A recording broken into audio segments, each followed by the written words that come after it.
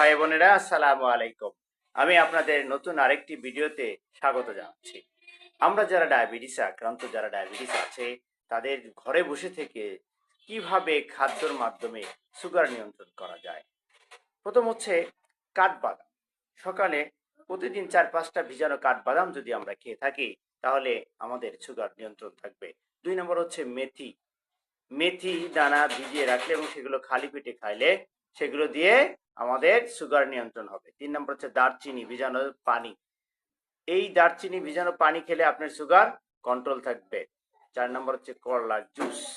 আপনি যদি নিয়মিত করলার জুস পান করেন তাহলে আপনার ডায়াবেটিসের নিয়ন্ত্রণ থাকবে, সুগার নিয়ন্ত্রণ থাকবে। 5 নম্বর কিশমিশ। কিশমিশ রাত্রিতে ভিজিয়ে রেখে সকালে পানি পান করবেন, এটির মাধ্যমে আপনার সুগার নিয়ন্ত্রিত হবে।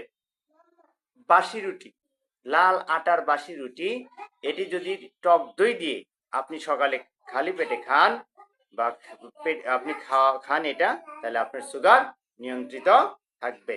5 নম্বর হচ্ছে কালো জিরা। কালো জিরার মাধ্যমে আপনার শরীরের সুগার নিয়ন্ত্রণ থাকবে, অল্প পরিমাণে খাবেন। 8 নম্বর হচ্ছে নিম পাতা। প্রতিদিন সকালে আপনি খালি পেটে 4-5টা নিম পাতা খাবেন, এতে আপনার সুগার নিয়ন্ত্রণ থাকবে।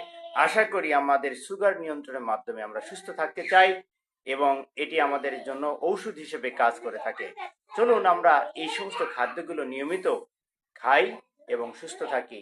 আমাদের সুস্থতা থাকার কোনো বিকল্প নাই। স্বাস্থ্য সকল সুখের মূল।